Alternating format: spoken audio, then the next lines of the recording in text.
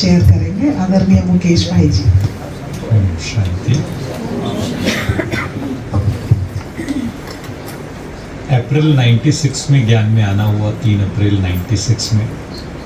Second year computer science में पढ़ते थे, स्टूडेंट थे कॉलेज में, जयपुर में कॉलेज है MNIT का। कॉलेज में पढ़ते पढ़ते ही कॉलेज में स्थिति कुछ अच्छी नहीं थी। पढ़ते पढ़ते मतलब बहुत ज़्यादा अच्छा रिजल्ट्स नहीं आ रहे थे, जो कि पास्ट में बहुत अच्छे थे, लेकिन कॉलेज में फर्स्ट ईयर में रिजल्ट्स अच्छे नहीं आ रहे थे। तो स्ट्रेस में, चिंता, परेशानी, तनाव सब कुछ था। तो ऐसे ही एक दोस्त था, उसने कहा कि यहाँ चलते हैं, यहाँ लिखा हुआ है सामने, मानसिक चिंता, परेशानी, रोग, ये वो सब दूर हो जाते हैं। तो शुरू में तो चले तो गए, लेकिन इंतज़ार करने लगे थोड़ा अंधेरा हो जाए तो, क्योंकि लोग समझेंगे ये तो कोई मानसिक रोगी है, पागल है, कैसे हैं। तो फिर थोड़ा अंधेरा हो, सामने गार्डन था, उस सेंटर के गार्डन में बैठे, थोड़ा अंधेरा हो, फिर चले गए। जयपुर के अंदर एक अम्बावाड़ी में सेंटर होता था, डेर के बालाजी अम्बावाड़ी, वहाँ पे सेंटर। हाँ, सुषमा दीदी, हाँ सुषमा दीदी के कनेक्शन का सेंटर था। तो जब चले गए तो पहले दिन जाते ही बोले, देखा किसी को, 2-4 को, 5 को, तो बोले बाबा आ रहे हैं, बाबा आने वाले, बाबा आने वाले। मैंने कहा आज तो ये सब लोग बिजी हैं, इनके कोई बड़े महात्मा संत हैं, कोई आने वाले होंगे, तो ये लोग बिजी दिखते हैं। तो दीदी ने भी कहा कि आज तो बाबा आने वाले हैं, आप ऐसा करो कल से आना। मैंने ठीक है, कल से आएंगे। तो बाद में रेगुलर होना शुरू हो गया, पर उससे वो दिन याद हो गया कि उस दिन मुरली थी 3 अप्रैल 1996 की, इंतज़ार के बदले इंतज़ाम करो। तो उससे वो दिन भी याद रहेगा कि भाई अपना बर्थडे ही आता है। तो उसके बाद क्लास में हमारे 30 लोग थे टोटल। 30 मतलब जो हम जहाँ इंजीनियरिंग में पढ़ते थे, और हमारा नंबर चल रहा था 28वां क्लास में, लास्ट स्टूडेंट्स में। पर जैसे ही ज्ञान में आए ना, चमत्कार से ही होने लगे, चीज़ें अच्छे समझ में आने लगी। जो ओवर थिंकिंग या स्ट्रेस में टाइम वेस्ट होने लगा, पढ़ना शुरू कर दिया, कॉन्फिडेंस भी आ गया, हाँ नहीं पढ़ सकते हैं। तो फिर 5 साल तक, 4 साल का कोर्स पूरा होते होते हमारे क्लास में 5th रैंक रहा। मतलब इम्प्रूवमेंट होता ही रहा फिर, और फिर पीछे मुड़ के कभी देखा भी नहीं। चाहे वो अपने ज्ञान का क्षेत्र रहा, चाहे वो फिर वो धन का क्षेत्र था। मुझे याद आता है ज्ञान में जब आए थे तब धन की स्थिति ऐसी थी कि hand to mouth. Hand to mouth किसको कहते हैं? सुबह का खा लिया, शाम को पता नहीं होगा कि नहीं होगा वाली स्टेज में थे। लेकिन जब बाबा के ज्ञान में आए तो मुझे याद आता है दादी प्रकाश मणि जी, उस वक्त ज्ञान सरोवर बन रहा था, और दादी प्रकाश मणि जी ने एक संकल्प दिया था सबको कि 1 रुपया रोज का डालना। तो वो संकल्प ऐसा था कि उस समय शायद 30 रुपये निकालना मुश्किल होता होगा महीने का, पर उस संकल्प ने जीवन में बहुत आगे बढ़ाया, बहुत आगे बढ़ाया। बाद में तो फिर 30 रुपया क्या, वो तो 1-1 रुपया डालते तो ऐसा लगता है कि कोई ऐसे थोड़ी कि 1-1 रुपया डालेंगे। बाद में तो फिर बाबा को अपना वारिस बनाया। वारिस मतलब यदि हमारी ज़िंदगी कुमार कुमारियों के लिए तो विशेष रूप से दादी कहती थी कि अपने जीवन में हिस्सा होना चाहिए। हिस्सा मतलब जैसे दुनिया में कोई परिवार वाले होंगे तो कहेंगे कि एक हिस्सा मेरे बच्चे का है, एक हिस्सा बोले भविष्य के लिए रखते हैं, आपके भविष्य की बचत है, एक हिस्से वर्तमान खान पान के लिए। ऐसे करके दादियाँ उस समय बहुत बताती, आजकल तो शायद ये बताना मुझे नहीं लगता कहीं बताते हैं इतना धन के लिए। उस समय हमें पूरा नियम कायदे हिसाब बताए जाते थे, और वो हिसाब किताब फिर अपने जीवन में पालन किया। ज़िंदगी में धन की कभी कमी आई ही नहीं। मतलब जिसको कभी धन की कमी आती हो ना, वो 1 का पदम गुणा कैसे होता है, 1 का लाख करोड़ गुना कैसे होता है, वो कमाल ही मतलब लाइफ के अंदर। ये तो ऐसा तो आप में से भी यदि किसी को धन का कभी कर आता हो तो करके देखना। फिर बाद में एक जगह सुना कि भाई हम आगे पढ़ते लिखते थे, MBA कर रहे थे, तो तब MBA करते भी एक चीज़ सुनी, इंजीनियरिंग के साथ में बाद में MBA भी किया। तो MBA में एक चीज़ सुनी थी कि 51% यदि आपने अपने कोई कंपनी है 51% शेयर आपने खरीद लिए तो उस कंपनी का मालिकाना हक डायरेक्टर आप हो जाते हो। 49% पब्लिक के पास दे देते थे, 51% खुद रखते थे, मालिक ऐसे ही करते थे। तो मुझे भी ये था कि यार बाबा 51% मेरी ज़िंदगी का, चाहे वक्त हो चाहे धन हो, बाबा के लिए लगना चाहिए। 51% का संकल्प। अब धीरे धीरे समय बीतता गया तो हिसाब किताब ही छोड़ दिया। बाबा जो कुछ है वो आपका है, बस खाने खर्चने के लिए इतना मिलना चाहिए, खाने पीने का काम चलना चाहिए। जो बाबा हमें ज़िंदगी में कभी कमी आई ही नहीं, करके देखना ही। एक छोटा सा जीवन का एक और नियम और धारणा ये थी, स्पेशली भाई बैठे हैं, ये नियम भाइयों के लिए है। हमारे बहनों का जीवन में बहुत सम्मान होना चाहिए। कैसे? जो बहनें होती हैं, देखा जाए तो नियम कायदे के हिसाब से आपकी प्रॉपर्टी में आधा हिस्सा बहनों का होता है, आधा भाई का होता है। एक बाप के 2 बच्चे तो आधा कानूनन रूप से। पर जनरली भारत के अंदर परिवारों में ऐसा देखा जाता है, बहन कभी हिस्सा मांगती है अपने परिवार में, अपने नहीं, वो सारा हिस्सा छोड़ के अगले घर चली जाती है। होता है, ऐसे ही होता है ना, इसलिए जाती है सारा हिस्सा छोड़ के। ये बिल्कुल अच्छा रिवाज बना हुआ है, पर बदले में भाई को ताउम्र इस बात का एहसानमंद रहना होता है कि मेरी बहन अपना आधा हिस्सा मुझे दे कर गई। और वो जो आधा हिस्सा दे के गई है, इसलिए दे के गई है कि जब जब बहन आएगी उसको ये फील होगा कि आज भी मेरा ये घर मेरा है। समझते हैं इस बात को? दुनिया में आज बहुत लोग हैं इस चक्कर में, जैसे बहन, बेटी और बुआ, घर में बहुत सम्मान होना चाहिए। कई बार ऐसा देखा है कि बेटी के लिए करते हैं तो दिल खुला रहता है, बहन और बुआ पे थोड़ा हल्का हो जाता है। कई बार बहन के लिए अच्छा है तो बुआ के लिए थोड़ा सा 19 हो जाता है। सब लोग ध्यान रखें, आप परिवारों में हैं, बहन, बेटी और बुआ, 3 का घर में आएंगे पूरा हक लगता है। क्यों हक लगता है? सब कुछ आपके लिए छोड़ के गई। कभी किसी जीवन में किसी छोर पे मुसीबत आए तो आप साथ खड़े मिलने चाहिए, बहन, बेटी और ये पक्का कर लो। दूसरी एक चीज, एक बार जगदीश भाई को हमने पढ़ा था, तो पहले मैं आपको स्टोरी बता देता हूँ, बाद में बताता हूँ। आपके घर में कोई कोर्ट केस कचहरी कुछ भी होंगे, और भारत में हमने सुना था बहुत पहले, 10, 12, 15 साल पहले सुना था कि 10 करोड़ केस चल रहे हैं। 10 करोड़। और सोचो, एक केस से 5 लोग भी जुड़े हुए तो कितने लोग हो गए? 50 करोड़ दुनिया में लोग केसों में उलझे पड़े हैं, कोर्ट केस में। 1 से 5 तो कनेक्टेड रहते हैं, किसी के परिवार में होगा, घर में होगा, इससे होगा, ये होगा। यदि किसी के भी प्रॉपर्टी के कोई केसेस हैं, कुछ ले दे के खत्म करो। कुछ ज्यादा उसने लिया, कुछ हमने कम लिया, लेके खत्म करो, फिनिश करो। ये जबरदस्ती की लाखों करोड़ों की एनर्जी हमारी खराब करते हैं, लाखों करोड़ों की एनर्जी खराब करते हैं। ये शिक्षा हमें जगदीश भाई से मिली थी। जगदीश भाई कहते, उनका एक वो जगदीश भाई की जीवनी में एक किताब पढ़ रहे थे, तो जहाँ वो कहीं किराए के मकान में रहते थे, कमला नगर था या ऐसा कोई दिल्ली का कोई सेंटर था, मुझे नाम एग्जैक्टली ध्यान नहीं है, कोई सेंटर था। 10-15 साल रह लिए थे उस सेंटर को, निकाल लिए थे। फिर वो सेंटर चेंज करने लगे तो लोगों ने कहा, आप सेंटर क्यों चेंज करते हो? अब ये तो 10-15 साल हो गए, मकान मालिक तो खाली करा नहीं सकता आपसे। लेकिन मकान मालिक ने कहा जरूरत है, तो उन्होंने तुरंत कहा कि बस हमें 2-3 महीने का जो भी है ढूंढ रहे हैं, जैसे ही मिलता तुरंत खाली करते हैं। और खाली नहीं किया बाकायदा, जब उसको वापस दिया रंग रोगन करा के बिल्कुल A to Z पक्का नया करके उनको दिया, धन्यवाद बोलकर। ऐसे अब सोचो, जिन छोटी छोटी चीज़ों में सिर्फ ना हमारे दिल में सोच आ जाती है ना कि मकान मालिक ऐसे और किराएदार ऐसे ऐसे ऐसे, तो रिश्ते बिगड़ जाते हैं।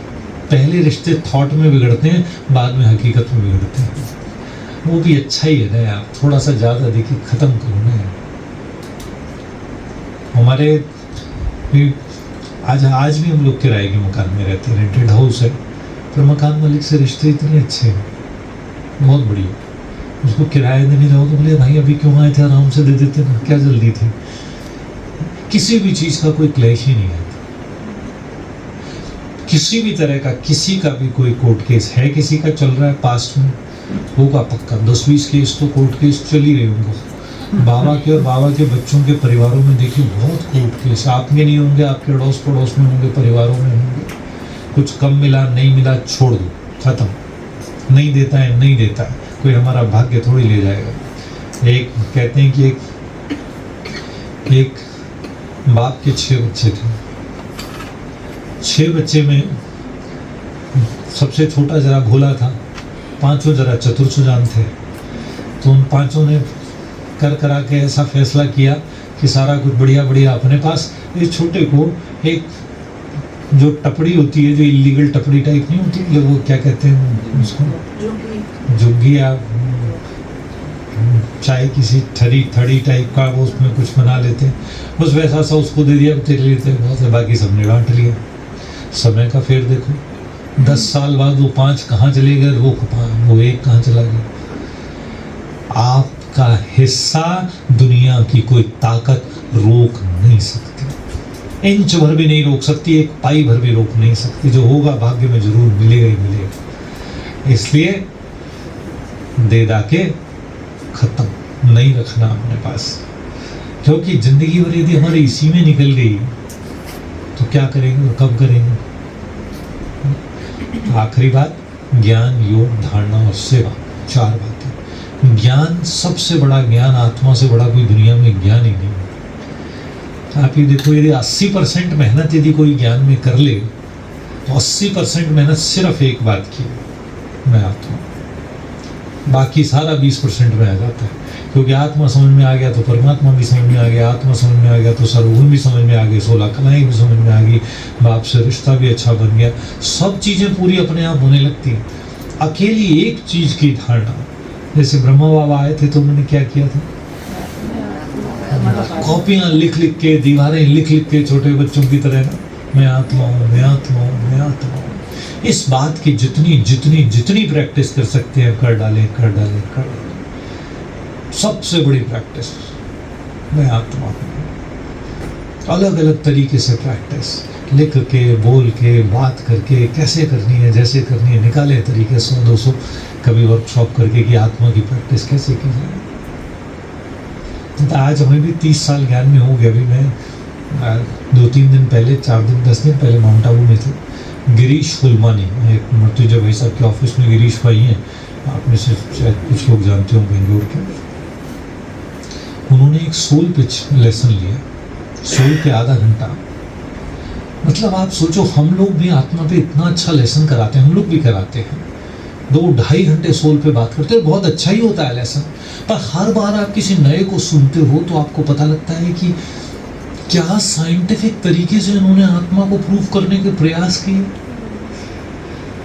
मतलब उन्होंने फिजिक्स में 12th क्लास में एक डबल स्लिट एक्सपेरिमेंट था, बहुत लोग, कम लोग होंगे जिन्होंने सुना होगा, 11वीं 12वीं में सुना किसी ने डबल स्लिट एक्सपेरिमेंट। फिजिक्स के टीचर प्रोफेसर रहे होंगे पक्का, तो उन्होंने सुना होगा। उन्होंने फिजिक्स के डबल स्लिट एक्सपेरिमेंट को लेकर के आत्मा को प्रूव किया। कमाल, सैल्यूट।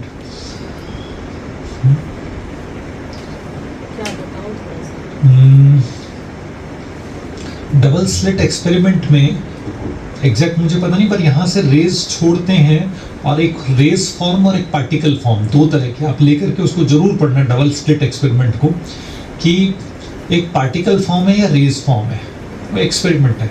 अब वो एक्सपेरिमेंट जो भी है, यहाँ पे कोई ऑब्जर्वर खड़ा है, देख रहा है, व्यक्ति खड़ा है, तो उस एक्सपेरिमेंट के रिजल्ट बदल जाते हैं।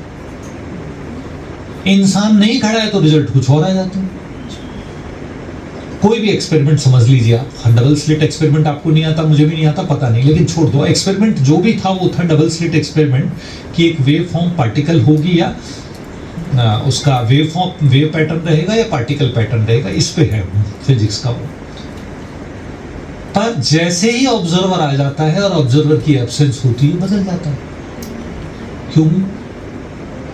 एक इंसान के खड़े रहने या न रहने से क्या फर्क पड़ा कि वो एक्सपेरिमेंट क्यों बदल जाता है? पॉजिटिवली और नेगेटिवली कैसे बदल गया? नहीं, उसमें नेगेटिव पॉजिटिव दो ही नहीं है, रिजल्ट बदल रहे हैं। मतलब ना पॉजिटिव ना नेगेटिव, मतलब पहले रिजल्ट एक्स आ रहा था, बाद में रिजल्ट वाई आने लगा। पर क्यों बदल रहा है? इसका मतलब माइंड अफेक्ट्स मैटर। आत्मा से किरणें हर क्षण निकल रही हैं, हमें पता ही नहीं है। हम सोच नहीं रहे तो भी निकल रही है। और जब से 10 दिन से वो सुना है, बार बार कोई सैकड़ों बार मेरे दिमाग में, अच्छी आत्मा से किरणें तो निकल ही रही हैं, ये रिजल्ट तो चेंज कर ही रही हैं। सोचो यहाँ पे अंदर कोई बिंदु है, उससे लगातार किरणें निकल रही हैं और उसका प्रभाव पड़ रहा है।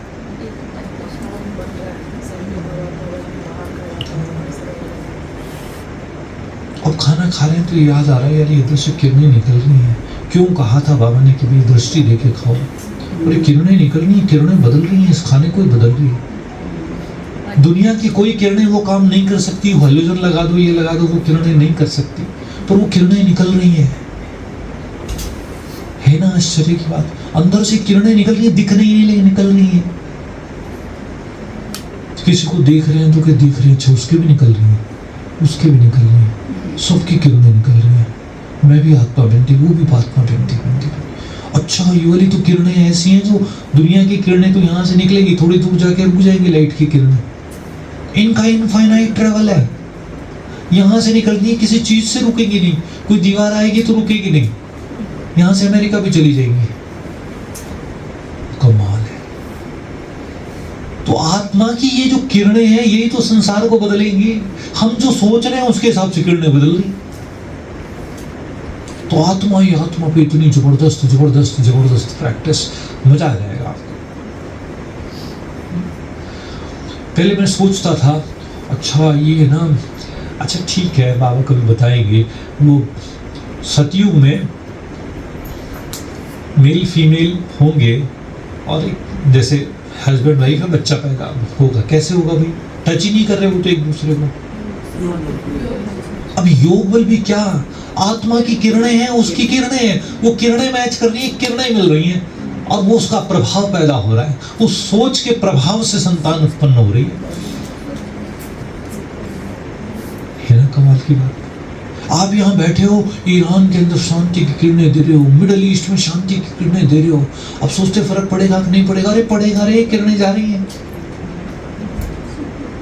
किरणों का कमाल है, आत्मा का इतना कमाल है।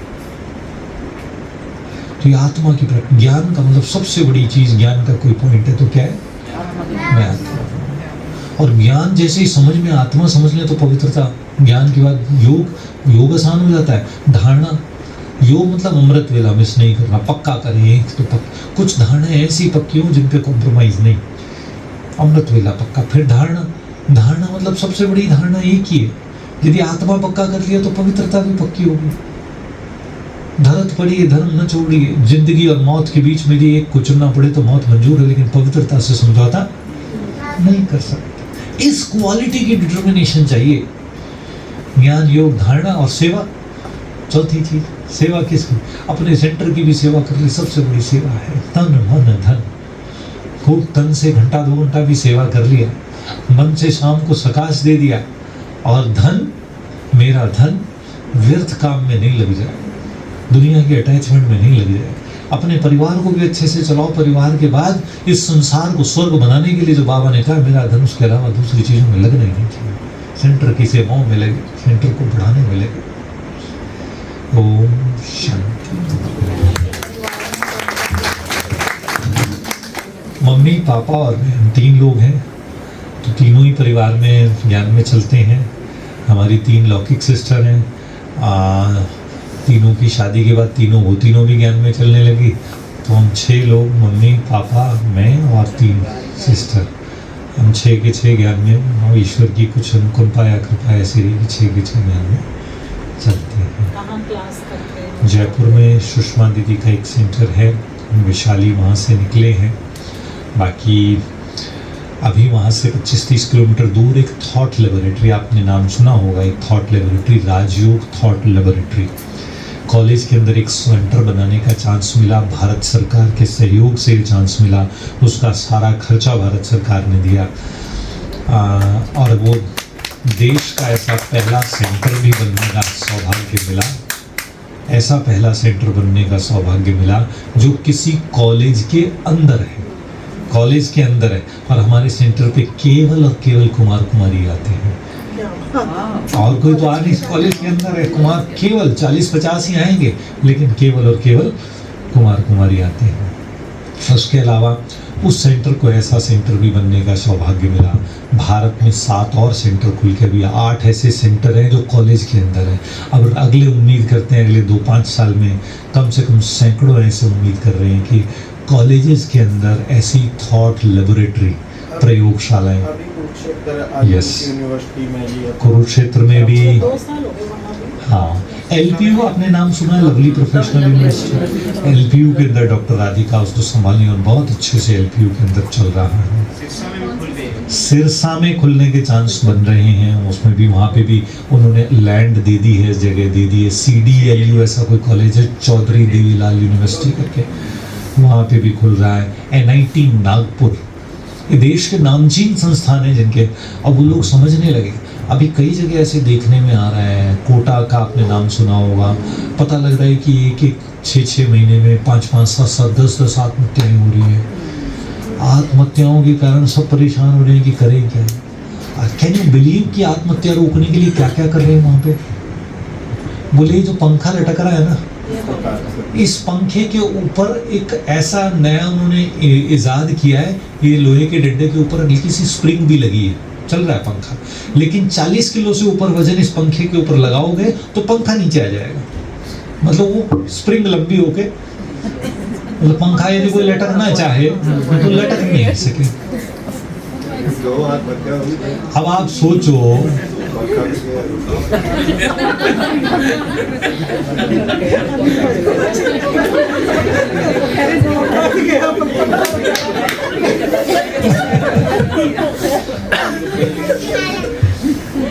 कि गालिब ये भूल हर बार करता गया, धूल चेहरे पे थी आईना मलता गया। समझ रहे हो, धूल चेहरे पे थी आईना मलता गया। सफाई करनी कहाँ थी, कर कहाँ रहे, दिमाग में प्रॉब्लम थी, पंखे को ठीक कर। फिर उन्होंने दूसरा शेर भी बोला, बेवकूफों की कमी नहीं गाली। एक ढूंढो 1000 मिलते, दूर ढूंढो 5।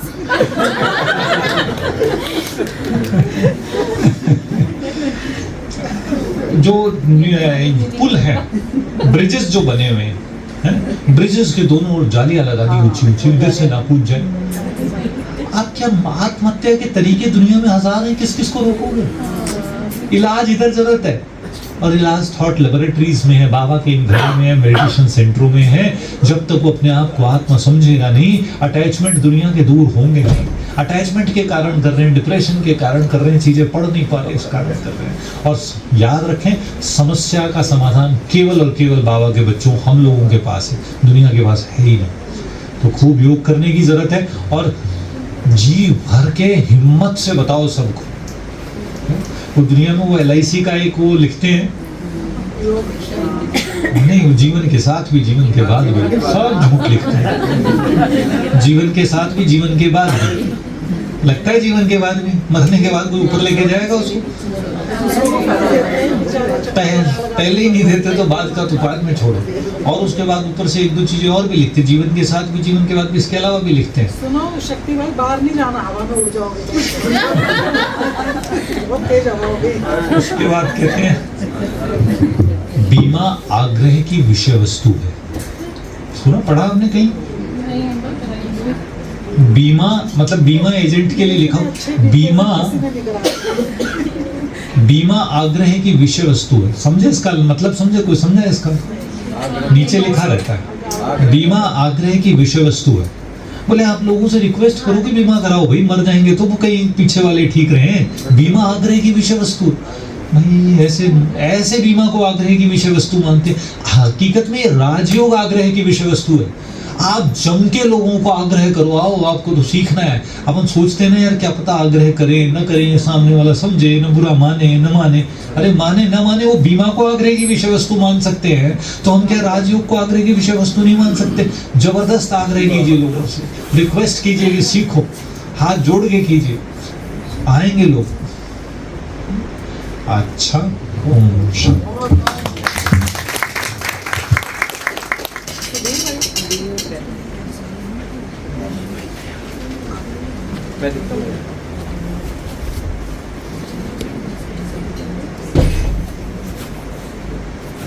सेंटर बिल्कुल एक जैसा है जिससे आए हैं। सेम। लग रहा है उधर बैठे हैं। वही कुर्सी, वही हिस्ट्री हॉल, वही बेल, वही कुर्सियाँ, जैसे सीढ़ियों से आए तो सीढ़ियाँ भी वैसी ही हैं। पहले बना था तो उन्होंने नकल मार के रखा। हम हंसते होते हैं, कहते कोई भी चीज़ लाए हो ना तो हमारे भाई बहन को फोन कर दो, वो भी कब तक ले आएंगे।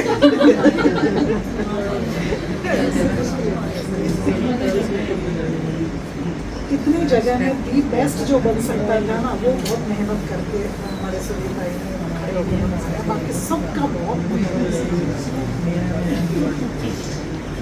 ओम शांति। शरीर का नाम चित्रा है और 2006 में हमारा परिवार, हम अजमेर के पास एक टाउन है वहाँ रहते थे। तो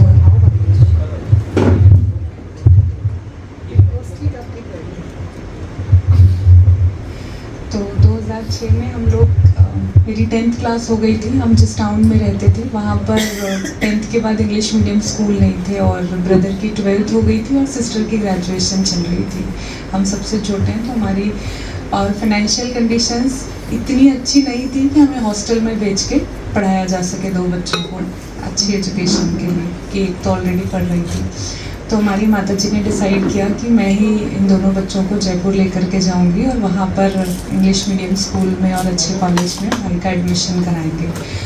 तो मम्मी और हम दोनों बच्चे जयपुर में शिफ्ट हुए 2006 में। उसके बाद तो फिर एक एक करके सारा परिवार ही यहाँ आ गया, लेकिन हम मार्च में शिफ्ट हुए। और मार्च के बाद जो नवरात्रे आते हैं नवंबर वाले, तब हमें चांस मिला वैशाली नगर सेंटर जो है जयपुर का, जहाँ सुषमा दीदी, चंद्रकला दीदी होते हैं, वहाँ पर देवियों की झांकी लगी थी। तो हमारे कोई रिलेटिव्स थे, उन्होंने हमें कहा कि आप लोग वहाँ जाके देखिएगा, क्योंकि हमारी माताजी को सत्संग ये वो सबका बड़ा शौक रहता था। तो उन्होंने कहा वहाँ जाके झांकी देखना, बहुत अच्छी होती है ब्रह्मा कुमारियों की, चैतन्य देवियों की झांकी। हम लोग देख कर आए, तो वहाँ बहनें थी, पोस्टर लगे हुए थे। तो किसी बहन ने कहा कि हम यहाँ मेडिटेशन सिखाते हैं और वो फ्री में सिखाते हैं। तो हम आ गए, बहुत अच्छा था वो, तो आ गया, बात ख़त्म। पर दिमाग में 2 चीज़ें मुझे फिट हो गई कि मेडिटेशन सीखना है, उससे कंसंट्रेशन बढ़ेगी, और फ्री में सिखाते हैं तो मम्मी ज़्यादा परेशान भी नहीं होंगी कि इसको फिर नई चीज़ चाहिए कुछ। क्योंकि एक टाउन से जब हम जयपुर में शिफ्ट हुए तो फाइनेंशियल बर्डन भी थे, माताजी भी स्कूल में पढ़ाते थे। तो फिर मुझे लगा लेकिन ये फ्री है तो मम्मी हाँ तो कर ही देगी। मम्मी को भी मन तो था, लेकिन क्योंकि वहाँ उस समय फादर साथ में नहीं थे कुछ दिनों के लिए, तो हेजिटेशन होती है ना, नई जगह पर कैसे जाएं, जानते नहीं है इस संस्था को। तो वहाँ से आने के बाद मैं अक्सर मम्मी को बोलती थी चलते हैं चलते हैं चलते हैं, मम्मी मानती नहीं थी। रोज़ उनके पास कोई नया बहाना होता था। सुबह तो वो भी स्कूल जाती थी, मैं भी स्कूल जाती थी, शाम को बोलती थी चलो। रोज़ कोई एक दिन स्कूल की पढ़ाई, एकदम बायोलॉजी की स्टूडेंट तो एकदम हाई फाई पढ़ाई, पढ़ने में कुछ समझ ना आए, क्योंकि एक छोटे से टाउन से आप जयपुर के एक बड़े से स्कूल में एडमिशन ले लो तो वैसे ही कुछ समझ नहीं आता था। तो एक दिन मैंने मम्मी को बहुत डिस्टर्ब होकर बोला, मैंने कहा आपको चलना है तो चलो, नहीं तो मैं जा रही हूँ। नहीं अकेली नहीं जाएगी, मैं चलूँगी तेरे साथ में। फिर हम लोग गए, आश्रम पर गए। बहनों ने फिर से पहले दिन प्रदर्शनी दिखाई और कहा कोर्स करने आइएगा। वो पहला दिन ही इतना पावरफुल था। मैं तो छोटी थी, 15 साल की थी, पर कुछ ज्ञान तो मुझे नहीं पता अभी तक भी कुछ समझ आता है क्या, लेकिन जो बहनों का व्यवहार था, सेंटर के वाइब्रेशंस थे, और उन्होंने कहा आप रोज़ आना, हम आपको मेडिटेशन सिखाएंगे।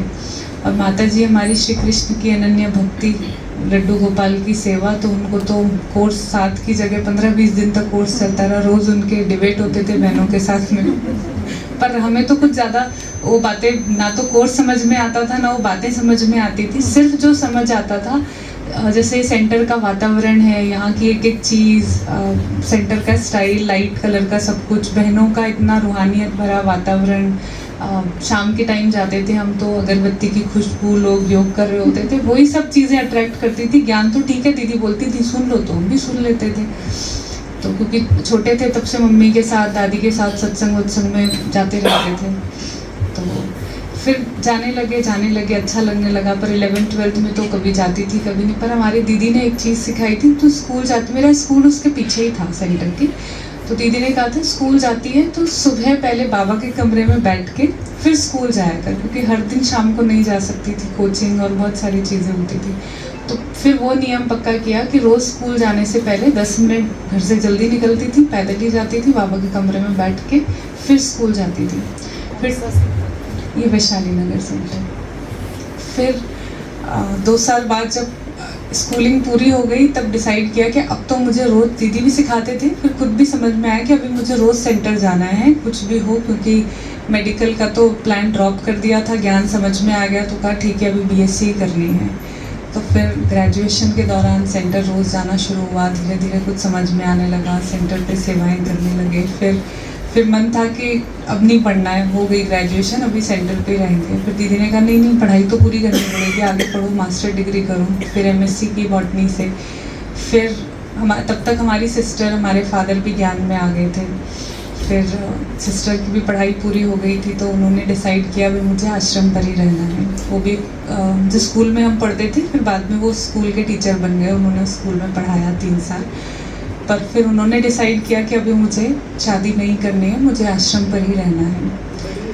वो हमसे 4 साल बड़े हैं। तो फिर अब उनका सेंटर पे रहने का पार्ट हो गया, तो फिर दीदी ने कहा अभी तुम नहीं रह सकती हो, क्योंकि टिपिकल राजस्थानी बनिया फैमिली, एक कुमारी सेंटर पे चली जाए सफ़ेद वस्त्रों में, और फिर दूसरी भी साथ के साथ चली जाए जो छोटी भी है कायदे अनुसार। बीच में एक भाई भी था, तो दीदी ने कहा नहीं तुम अभी थोड़े समय जॉब करो। तो फिर जॉब के लिए जब बात थी तो पहले तो कहीं कोचिंग और स्कूल में कुछ समय करा। फिर ये जो थॉट लैब है, यहाँ पर इंजीनियरिंग कॉलेज में एक वैकेंसी थी, भाई जी भी क्योंकि सेम ही सेंटर पर आते थे, तो फिर भाई जी ने एक दिन बताया कि वहाँ ऐसी वैकेंसी है, आप अप्लाई करो। तो मन तो बिल्कुल नहीं था, क्योंकि कॉलेज और हमारे घर के बीच में 25 से 30 किलोमीटर की दूरी थी। तो ऐसा लगता था अगर वहाँ चली गई तो सुबह जाऊँगी, रात को आऊँगी, हो गया ख़त्म। पर अपॉर्चुनिटी अच्छी थी कि वहाँ पर, क्योंकि भाई जी ऐसा बताते थे कि मेडिटेशन सेंटर बनेगा, ये होगा वो होगा। अब वहाँ जब गई तब कुछ भी नहीं था ऐसा। तो 2015 में फिर ज्वाइन किया। इंटरव्यू भी बड़ा वैसा इंटरव्यू आज तक उस कॉलेज में किसी का नहीं हुआ जैसा हमारा हुआ था। 4-5 लोग पैनल में बैठे, दिल्ली से एक्सपर्ट आए। तो पर मैंने डिसाइड किया था कि मैं अगर भट्टी में गई थी उससे पहले, कुमारियों की भट्टी में मधुबन, तो वहाँ दीदी ने प्रेरणा दी थी कि अगर किसी कन्या को जॉब करनी है तो वो वाइट कपड़ों में ही जाए, तो उससे अपनी सेफ्टी रहती है। तो मैं इंटरव्यू देने ही वाइट ड्रेस में गई। मैंने कहा इनको रखना होगा तो रखेंगे, नहीं तो अच्छा मना कर देंगे वाइट कपड़े देख के। पर वहाँ पर भी उनके पास जो 4-5 कैंडिडेट्स और आए थे वो सब अच्छे थे, पर उनके पास मेडिटेशन का बैकग्राउंड नहीं था, और थॉट लैब के प्रोजेक्ट के लिए उनको ऐसा व्यक्ति चाहिए था जो बच्चों को मेडिटेशन सिखा सके। तो बाय चांस फिर हमारा सिलेक्शन हो गया कि ठीक है। और फिर मैंने कहा अच्छा चलो, इन्होंने मुझे वाइट में ही स्वीकार किया ना, मैं रोज़ वाइट में ही जाऊँगी। थोड़े दिन तो उनको कुछ कुछ प्रॉब्लम होती रही, सामने कभी नहीं बोला, पर धीरे धीरे कुछ कुछ बोलते रहे, पर हम अपने शांति से चलते रहे। अभी तो सब इतना एक्सेप्ट करने लगे, अगर किसी दिन कलर पहन जाओ ना दीदी, वो शायद मना कर दे कि नहीं मैडम ये नहीं चलेगा। तो ऐसे करते फिर 1 साल में जब मैंने ज्वाइन किया तो थॉट लैब की बात थी, लेकिन 1 साल का वक्त लगा कि पूरी थॉट लैब सेटल हुई। फिर मृत्युंजय भाई जी आए, उसका बहुत विधिवत उद्घाटन हुआ, और फिर उसके बाद वहाँ पर स्टूडेंट्स को अब ज्ञान कैसे सुनाए। सेंटर पे ज्ञान सुनाना बहुत अलग है, और इंजीनियरिंग कॉलेज के स्टूडेंट्स को ज्ञान सुनाना बहुत डिफरेंट था। तो कुछ सुनाती, अगले दिन वो बच्चा आता ही नहीं। फिर कोई बच्चा आया, उसको कुछ बताया, अगले दिन वो आता ही नहीं। अब हमें तो आत्मा और परमात्मा जैसे सेंटर पे सुनाया, सीखा, वैसे ही सुनाते थे। फिर करते करते करते कुछ बच्चों को किसी ना किसी तरीके से कुछ किताबें पढ़ी, पूछा, भाई जी से डिस्कस करते थे हम लोग आपस में। कुछ बच्चों के ग्रुप था 4-5 बच्चे जिनको ये बातें समझ में आने लगी और उनको इंटरेस्ट आने लगा। फिर वो और बच्चों को लेकर आने लगे, फिर वो अपने साथ अपने फ्रेंड्स को लाते, फिर वो नहीं टिकते क्योंकि उनको मज़ा नहीं आता इस स्पिरिचुअलिटी में। फिर उस बच्चों की टीम के साथ हम लोग मिल करके डिस्कस करते कि क्या करें। तो बच्चों ने अपने नए नए आइडियाज़ दिए कि अपन इस बात को ऐसे समझाएं, तो ऐसी पीपीटी बनाएं, तो ऐसा चित्र बनाएं, तो ऐसी एक्टिविटी कराएं। तो ऐसे करते करते फिर कोरोना आ गया।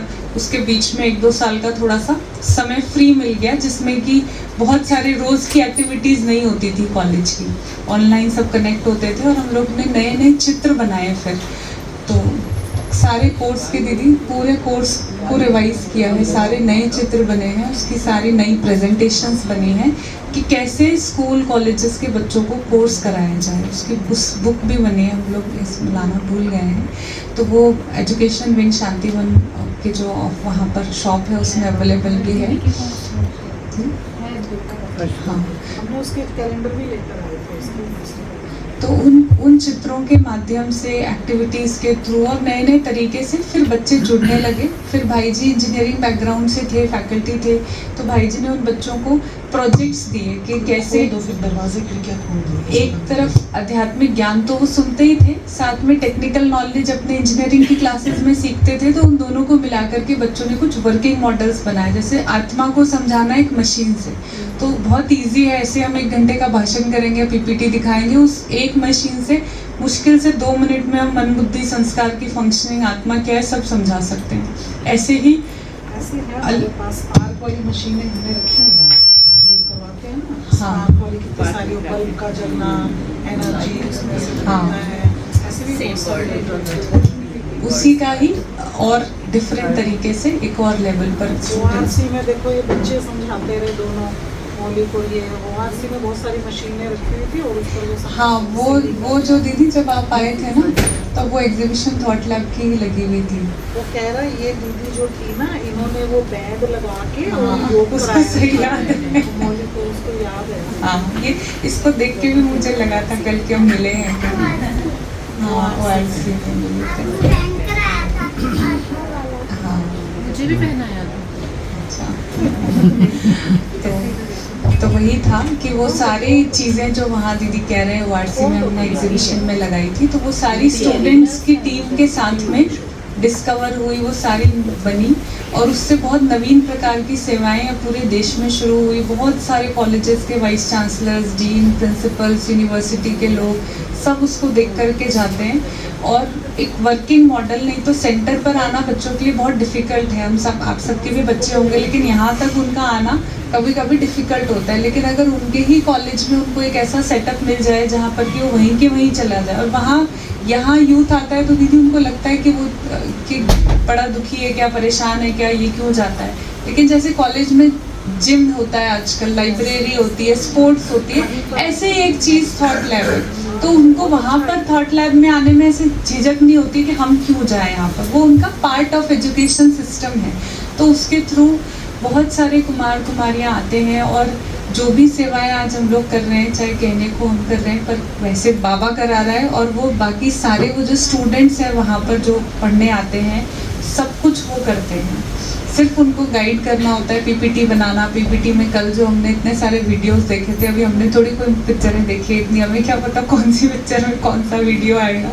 लेकिन वो स्टूडेंट्स उस तरीके की चीज़ें नेट से सर्च करके अपनी बुद्धि से, अपनी स्किल्स से वैसा वैसा कंटेंट निकालते हैं। तो वो बच्चे जो ज्ञान में चलते हैं वो तो है ही, ज्ञान में तो कुछ बच्चे चलते हैं, 5 बच्चे तो बहुत अच्छे से चलते हैं। एक कन्या दिल्ली में समर्पित भी हुई है, थॉट लैब से निकल कर 2 साल से सेंटर में रहती है। और भी कई बच्चे अपने परिवर्तन की यात्रा पर हैं, क्योंकि अभी जैसे पढ़ रहे हैं तो वो हॉस्टल्स में रहते हैं। हॉस्टल में रहते हैं तो ज्ञान तो पूरा समझ में आता है, सुनते भी हैं, पर उनका भोजन का भी।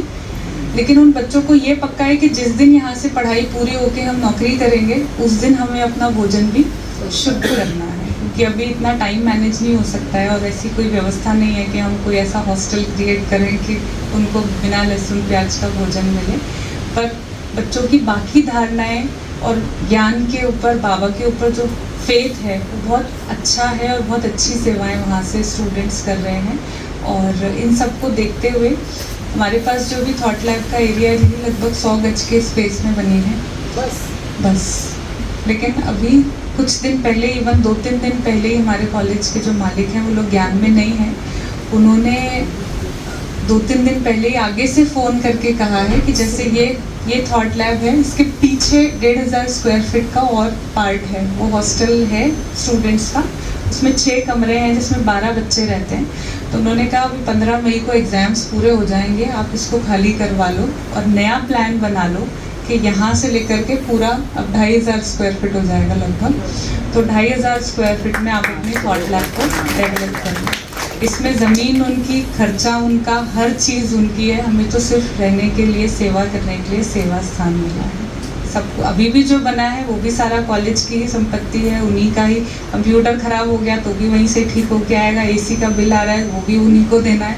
तो यज्ञ के लिए एक बहुत बड़ा सपोर्ट सिस्टम है ये कि यज्ञ से कुछ भी नहीं लग रहा, यज्ञ का भी और ब्राह्मणों का भी कुछ नहीं लग रहा, उल्टा वहाँ से सेवा के रूप में तन से, मन से, धन से, बुद्धि से, हर तरह से यज्ञ के लिए, हम सभी ब्राह्मण परिवार की उन्नति के लिए बहुत सारी आत्माओं का सहयोग हमें वहाँ से मिल पा रहा है और सब बड़ों की दुआएं हैं तो थॉट लैब अच्छे से चल रही है। आप सबको भी निमंत्रण है कि आप सभी या तो मई मास में आ जाइए, नहीं तो फिर 6 महीने बाद जब पूरा एक्सटेंशन का काम हो चुका होगा उसके बाद आइएगा। आपके राजस्थान में सर्दी में आएंगे तो अभी आपकी बड़ी बहन का क्या नाम है? हमारा जो रहती है रुनझुन बहन है हमारी लौकिक सिस्टर का नाम। वो जयपुर म्यूजियम जो सेवा केंद्र है, आपने न्यूज़ सुनी होगी अभी। हाँ जी, अभी 20 तारीख को इसका रेनोवेशन का इनॉग्रेशन हुआ था, जयंती दीदी आई थी, उसी स्थान पर वो रहते हैं। तो सबसे पहले शुरू हुआ था, बाबा के टाइम शुरू हुआ था ना कि हाँ जी, बाबा ने बनवाया था। उनको वहाँ पर 11 साल हो गए आश्रम पर रहते हुए। और दीदी अभी भाई जी से पूछ रहे थे तो हमारे लिए, क्योंकि हम छोटे भी थे और पहले ही बड़ी बहन डिसीजन ले चुकी थी, तो हमें तो किसी ने दीदी कहा ही नहीं शादी करने के लिए, वो शक्ल से ही दिखता था। नहीं करेगी। नहीं तो ऐसा क्यों रखा? उनका नाम रुनझुन रखा, आपका नाम चित्रा रखा, देखो कैसा नाम रखा रुनझुन। हमारे वैसे सुषमा दीदी कई बार बहनों के नाम चेंज कर देते हैं, पर दीदी को नाम रुनझुन पसंद था। दीदी ने कहा तेरा नाम रुनझुन ही रहेगा। एक दो सगी दो सिर्फ पायल को कहते हैं, रिमझिम जैसे, हाँ पायल की रिमझिम होती है जैसे। और वो 2 बहनें हैं तो कलकत्ता में अस्मिता बहन के साथ आती थी, वो वहाँ पर मधुबन में मिलती थी। उनका नाम रूमा और झूमा, दोनों समर्पित हैं। रूमा झूमा, हाँ, तो वो दोनों समर्पित है और वो कराती रहती है।